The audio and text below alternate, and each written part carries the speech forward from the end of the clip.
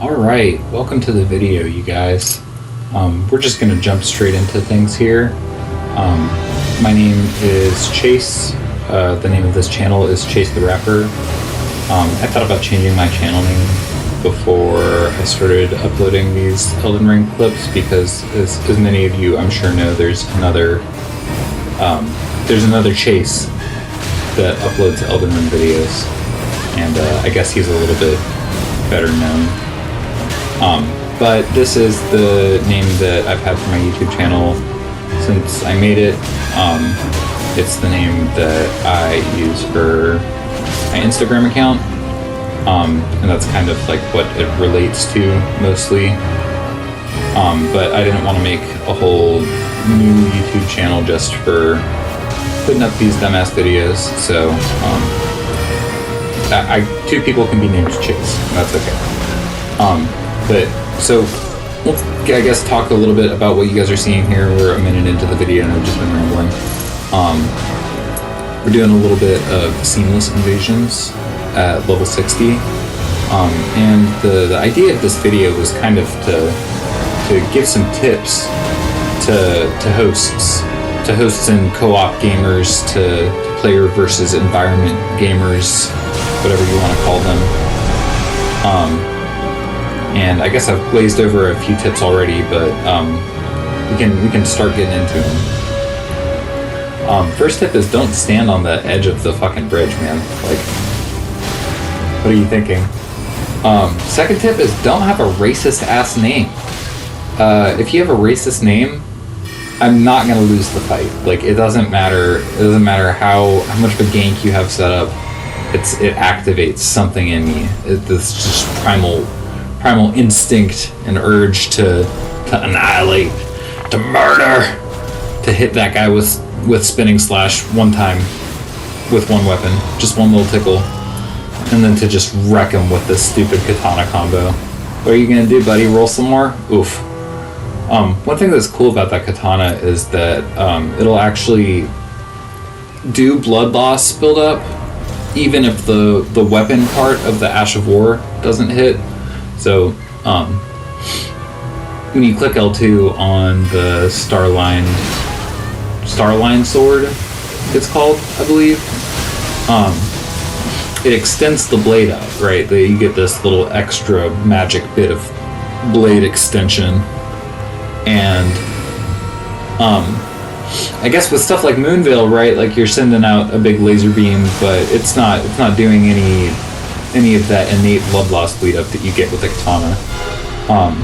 Whereas with the Starline sword, you're getting blood loss buildup every time that you hit your opponent, whether or not you actually connect with the blade part of your weapon or it's just the magic effect at the tip. So you saw there, I blood loss procced that guy. Even though he was far enough away to not get hit by my katana, which is pretty cool. Another tip, if you know you're bridge ganking and the invader doesn't leave the bridge, he probably knows something that you don't. He probably is, if he's confident enough to stay on the bridge, maybe you don't go on the bridge. Maybe you wait. Wait for me to come to you, because I've got to come to you. Backstep, should have dodged that. Sometimes I like to do this thing where if I'm 1v1ing someone, get down to the end and it's a duel, and they're using a weapon, I guess I don't know, it's like an ego thing. I'll take out that weapon, I'll be like, I'm gonna use it better than you. I can use it better. And then I don't know, you saw it happen, hyper armor moment. He clicked L2, I clicked L2, my L2 was better. Don't walk into the crystal downpour is the tip for this little clip here. That's the tip at the start. The real tip of this video, or this clip, I should say, is just never go in this room. If you're a co-opper, don't go in this room. Even if there's no invader. Even if you're 3 guys deep and it's just you versus this room, just go around it. Just go around it. Because those perfumer guys, they cast the perfume spell, yeah.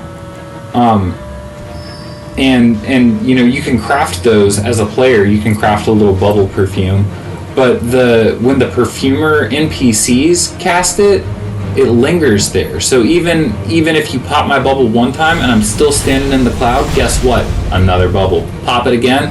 Cloud's still there. Another bubble. Speaking of another bubble, I saw the dude behind me. I saw his name shoot off to the side, so I took a second there to pause to make sure that my eyes weren't deceiving me. I really did blast them off. You might be wondering, what's that big ass sword that I'm using there? That would be a mod. We're on PC, so I get to use mods. That's right, console players. Fuck you. Console players get to have you know, a playable version of the game, and I get to have a big pretty green sword. So good trade-off. I'd say. Would I prefer if I could play, you know, vanilla Elden Ring without having to deal with, you know, cheaters and horse ganks and all the other fun stuff that comes with playing on Seamless? Yeah, I don't think that the colorful sword is worth it, but it's cool to have. Might as well. I don't remember what the moral of that last clip was. Not the moral, I guess the tip. The relevant tip. I don't quite remember what the one for this clip is either. Oh, you know what? I do remember. You guys will see. It's kind of, you know, relevant to the last clip where, you know, just don't stand in that. Don't stand there. Sometimes you gotta stand somewhere else. But you'll see. You'll see. These guys are swinging at me with big hammers. You know, I can respect it. I'd rather have two dudes with big old bonking sticks than some wizard just casting spells at me from the corner. But there you go. Don't stand in that. Not really a relevant tip for this video. Just this was just me. I feel a little bit bad about this one. I'm not gonna lie. I always like to keep Night Maiden's Mist on me because a lot of the time you'll get co-opers that want to run in a room like that and then just stand there, and you can see that he's doing it. He's like, I'm safe in my room. I'm not coming out. You come in here. And I'm not coming in there. But my cloud of deadly gas is, and you can stand in it. Co-opers love to just stand in things. I learned that. You'll see this guy walk over and stand in my gravity. And then you'll see this guy in the corner over here stand in my hammer. And I don't know what it is. I guess they just think that if they do enough swinging, it doesn't matter what they stand in. If they do enough flinging and swinging, throwing and casting and jumping and twirling. But yeah, Night Maiden's Mist, don't stand in it. The tip for this clip is if you're fighting someone that's a wizard and you know that they're a wizard, a great thing that you can do is don't run in a straight line. Don't run in a straight line.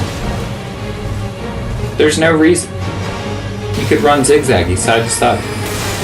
But instead, this guy decided, I better run right down this hallway in a straight line. That's what happens.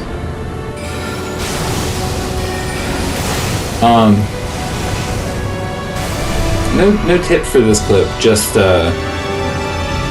wanted to show off, I guess, how good it is to free aim the Starline sword here.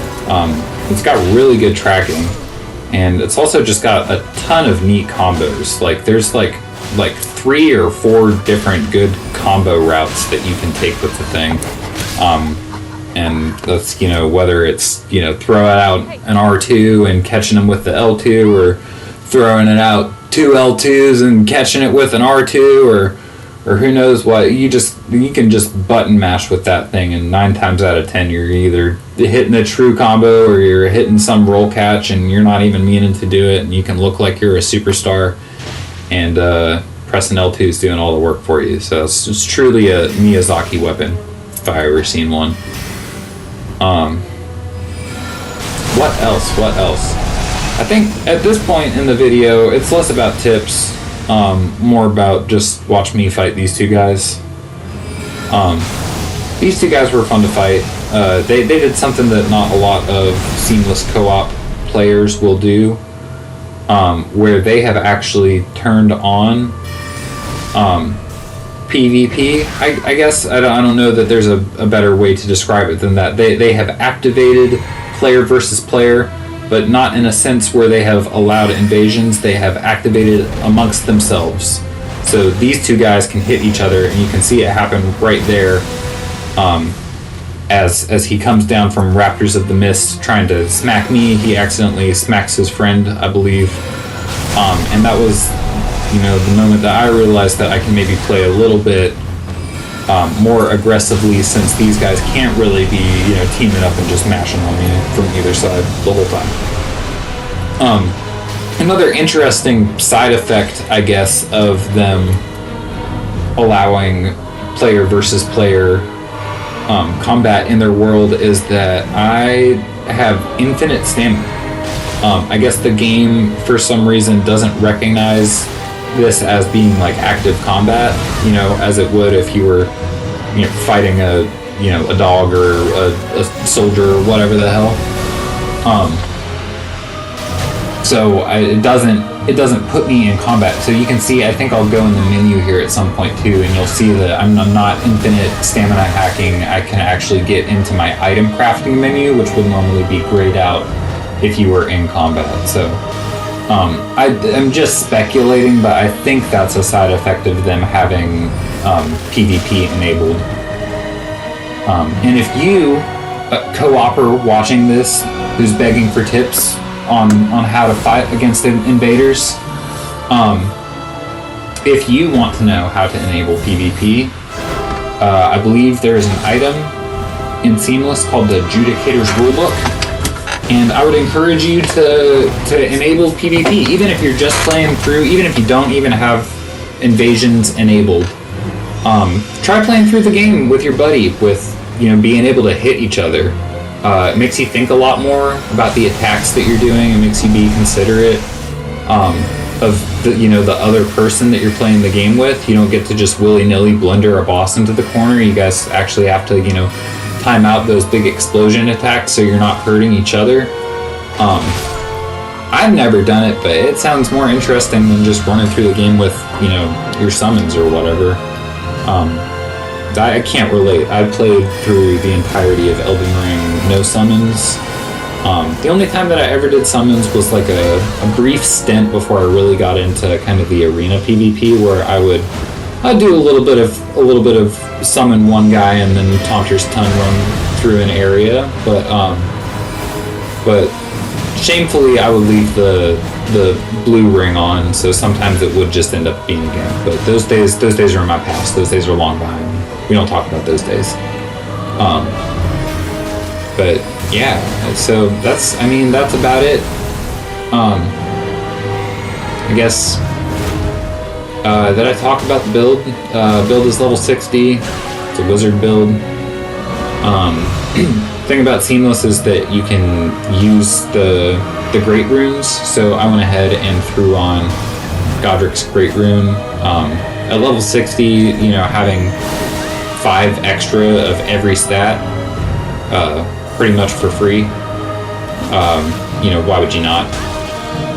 And then I've got double source heals as well, so I effectively have, I don't know, I haven't done the math, but what 5 times 9 times 2, 90 extra levels on these ding dongs or something like that. Anyways, yeah. Here's the build. can look at the build. You can see the cool weapons and the cool talismans, and you can see I'll go over and you can see the stats, and you can look at my guy, and yeah, that's it. Thanks for watching this video. I might do more. I might never do this talking over it thing again. I thought that I could improv talk for 15 straight minutes, but it's proving to be kind of annoying. I said probably can we get an counter in the chat? I stutter a whole lot too, so hopefully you guys like listening to that in the future, and you'll like to hear some more of it. Okay.